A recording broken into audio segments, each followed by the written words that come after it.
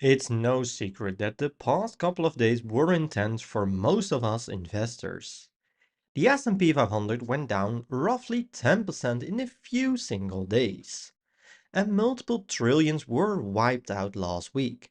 So this begs the question, do we see an overreaction in some areas?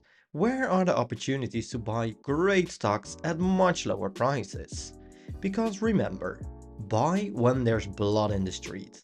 And that is exactly what I will be doing right now.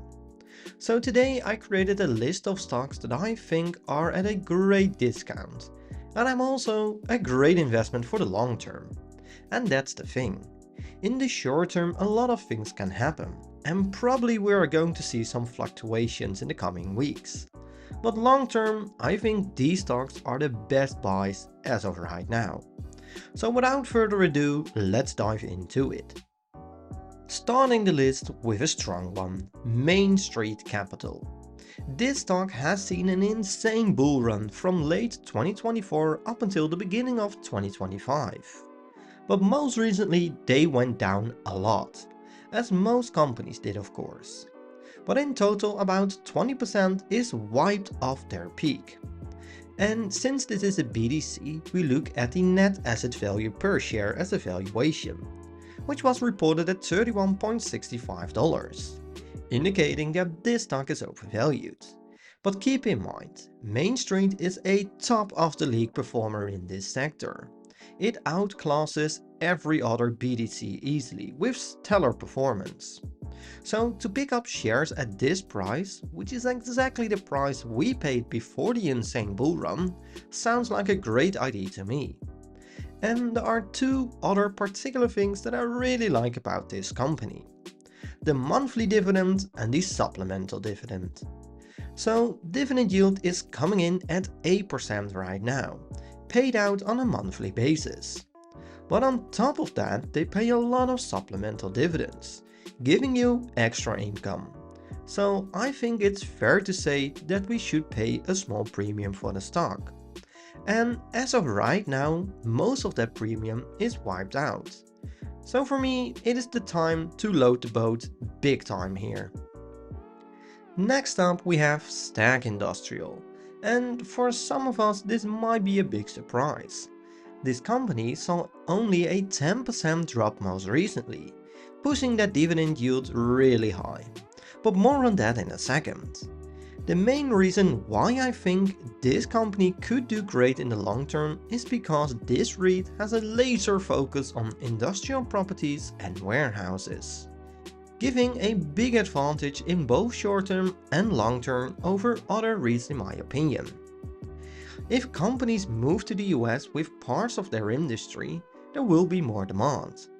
Due to the drop in stock price, the price to FFO is hovering around 13, which is considered to be low for this type of REIT that is growing and has a bright future ahead. And now it's time to talk about the juicy dividend. Again, due to the big drop in stock price, the dividend yield has increased to 4.5%, paid out on a monthly basis.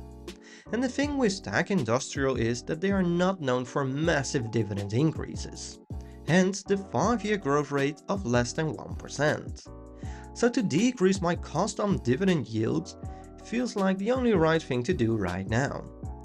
And let's not forget that this stock was trading around $50 back in 2022, a 30 to 40% increase from their current stock price. And the company has improved a lot ever since.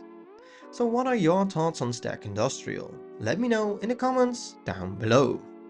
Now let's move on to stock number 3, Alphabet, parent company of Google.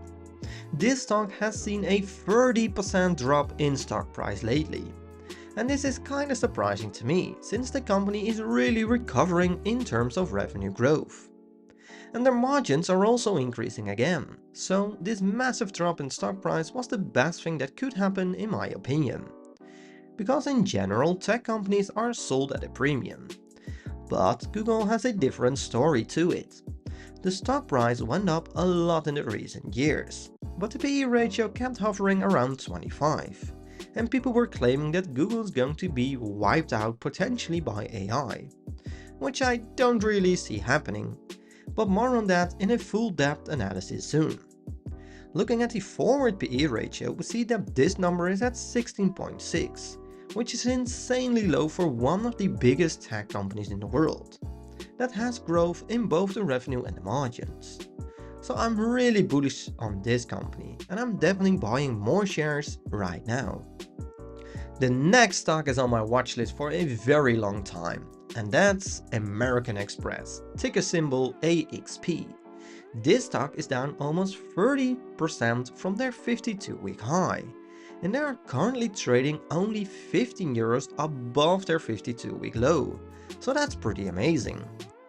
And the reason why I like AXP is because it's a high quality business. It's significantly smaller than both MasterCard and Visa, but that also comes with a few advantages. Revenue went up a crazy amount right after 2021. And as of lately the growth is still there, but it is slowing down a little bit. Nothing that concerns me a lot here, since we're still talking 8 to 10% growth. Margins are finally increasing again, which is also a great sign to me. It's expected to increase from here in the coming years as well. And the interesting part is that this company has a significantly higher dividend yield versus both MasterCard and Visa. And comparing the total returns including that dividend, we see that AXP outperforms both MasterCard and Visa big time on the 5-year chart.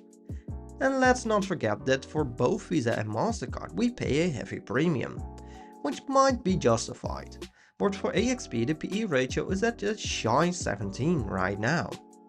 So I might finally pull the trigger on this stock, because it's a great business at a big discount right now. And now let's talk about the big pink elephant in the room, the S&P 500 ETF, who has seen a drop of 15 to 20% depending on which ETF you buy and where. Because let's not forget the dollar-euro rate also has an impact here. The S&P 500 is trading almost at their 52-week low, and that's when I start to pay close attention. And to quote one of the biggest investors in the world, never bet against America. The S&P 500 is known to have an average of 10% annual return over a longer period of time. And of course there were months or years or even decades where the S&P 500 had much lower returns. But if you're in it for the long ride, it almost has a 100% success rate. And looking at some big crashes historically, we see that they always manage to get back on their feet in no time. Hence the famous words of Charlie Munger, you can't beat the S&P 500. So recently, about 20% of my S&P 500 ETF was wiped, which I truly love. I can finally buy shares at much lower prices. So that's exactly what I did last week. I bought more shares and I'm planning to do another round of buying in the coming weeks.